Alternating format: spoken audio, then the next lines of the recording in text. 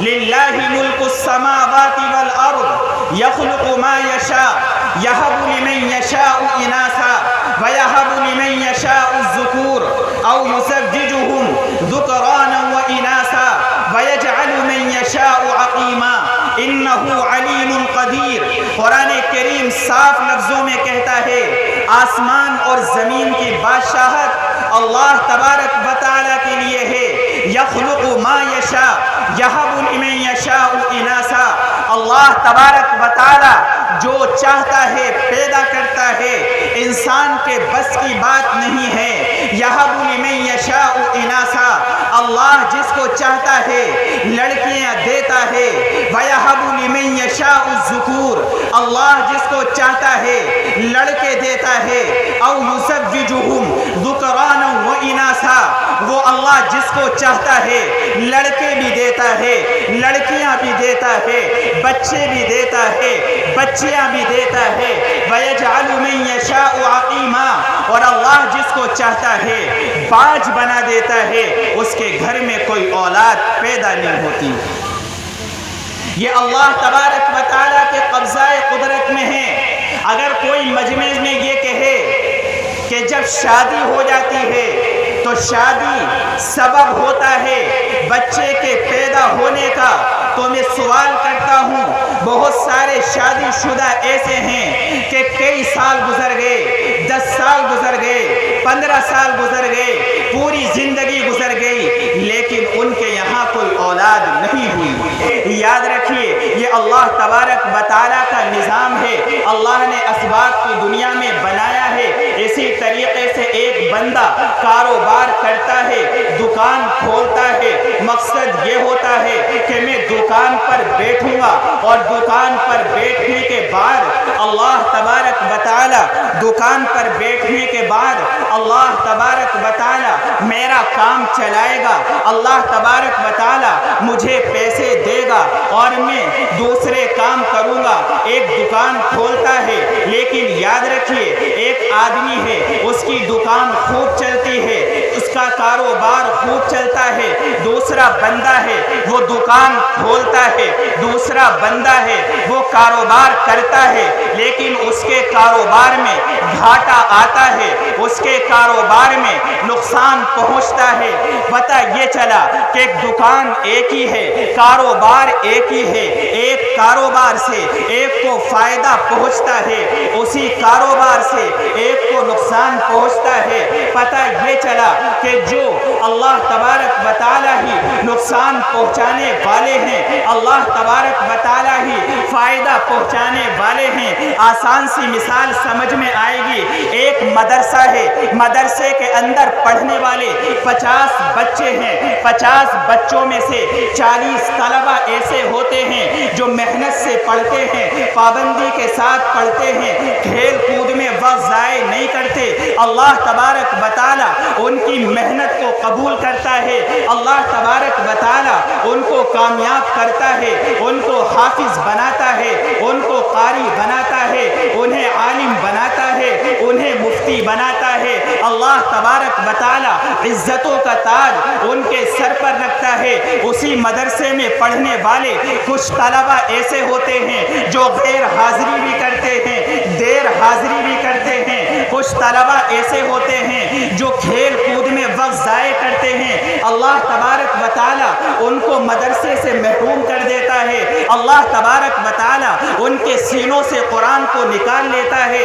اللہ تبارک و تعالیٰ انہیں قرآن کی دولت سے محروم کر دیتا ہے۔ ایک ہی مدرسہ ہے، ایک ہی مدرسے میں پڑھنے والے طلبہ ہیں، اسی مدرسے میں پڑھنے والے کچھ طلبہ کامیاب ہو جاتے ہیں، اسی مدرسے سے پڑھنے والے کچھ طلبہ ناکام ہو جاتے ہیں۔ کچھ طلبہ کو اللہ عزت دیتا ہے، کچھ طلبہ کو اللہ ذلیل و رسوا کرتا ہے۔ پتہ یہ چلا کہ چیز ایک ہے، لیکن یہ ساری کی ساری چیزیں اللہ کے ہاتھ میں ہے۔ اگر ہم کاروبار والے یہ چاہتے ہیں ہمارا کاروبار اچھا ہو، مدرسے میں پڑھنے والے طلبہ یہ چاہتے ہیں ہم کامیاب ہوں، تو انہیں گناہوں کی زندگی چھوڑنی ہوگی، نفسانی ख्वाहिशात की ज़िंदगी छोड़नी होगी। अल्लाह तबारक व तआला के दीन को मजबूती से थामना होगा, अल्लाह पर भरोसा करना होगा, अल्लाह से ताल्लुक़ कायम करना होगा। जिसका ताल्लुक़ अल्लाह से मजबूत होगा, अल्लाह तबारक व तआला बेहतरीन हाफिज़ भी बनाएगा, अल्लाह तबारक व तआला बेहतरीन कारी भी बनाएगा, बेहतरीन आलिम भी बनाएगा, बेहतरीन मुफ्ती भी बनाएगा। लेकिन अगर उसी तालिब इल्म और उसी पढ़ने वाले का ताल्लुक़ अल्लाह तबारक व तआला से मजबूत न हुआ, मैं नहीं कहता, हज़रत मौलाना शाह अबरारुल हक साहब रहिमहुल्लाह हमारे बुजुर्गों में से गुजरे हैं।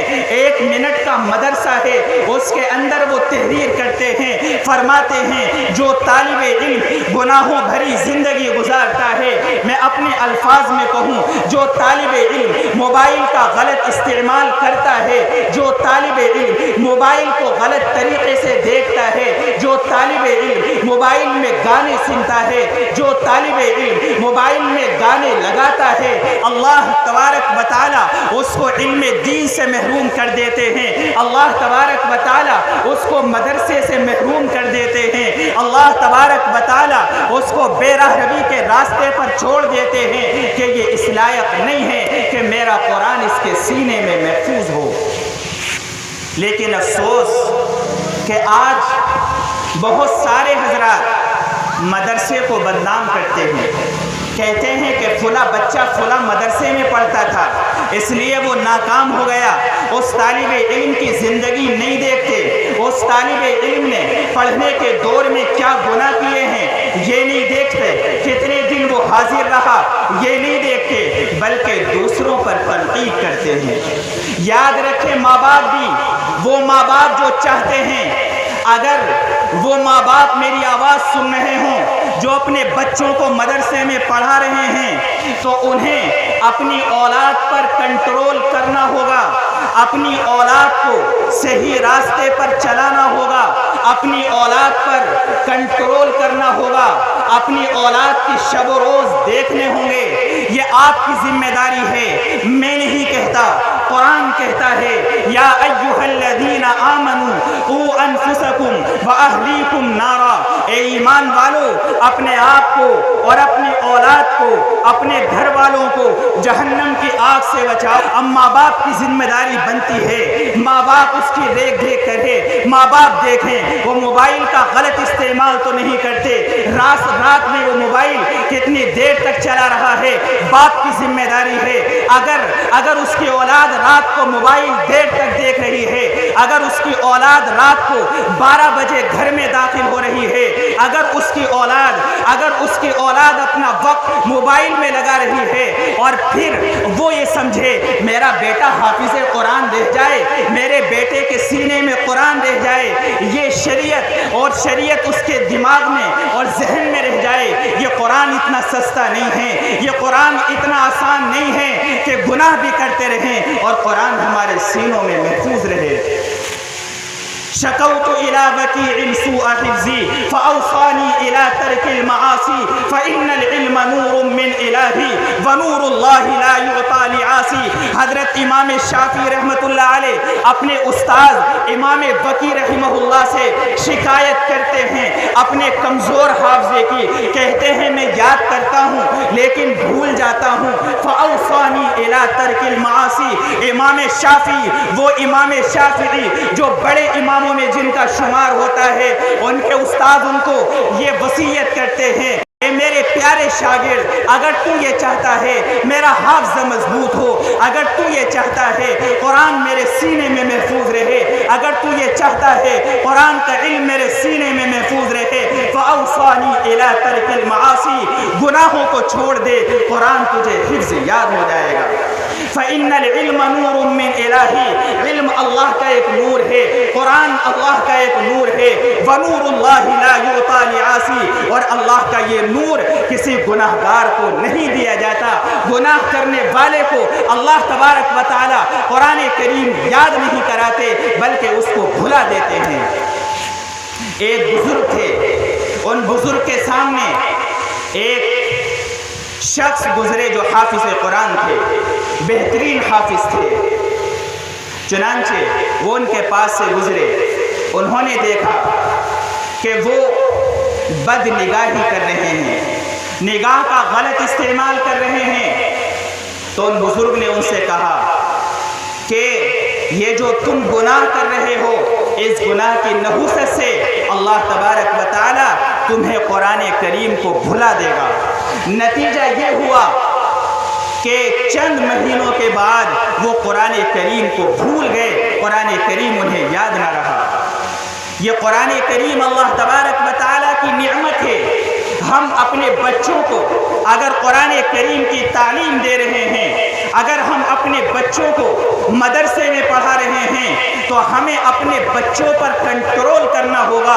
ہمیں یہ دیکھنا ہوگا ہمارا بچہ نماز کا پابند ہے یا نہیں، ہمارا بچہ قرآن کریم پڑھ رہا ہے یا نہیں، ہمارا بچہ نیک اعمال کر رہا ہے یا نہیں۔ اگر ہمارا بچہ شریعت سے ہٹ رہا ہے تو ہمیں یہ سمجھ لینا چاہیے کہ ہمارا بچہ ناکام ہوگا، کامیاب نہیں ہو سکتا۔